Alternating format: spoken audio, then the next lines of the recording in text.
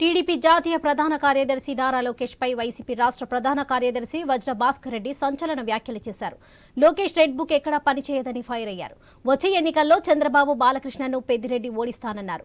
రాబోయే రోజుల్లో సీఎం జగన్ మరో 30 ఏళ్లుగా సీఎంగా ఉండబోతున్నారని, టీడీపీకి డిపాజిట్లు కూడా దక్కవని జోస్యం చెప్పారు భాస్కర్ రెడ్డి.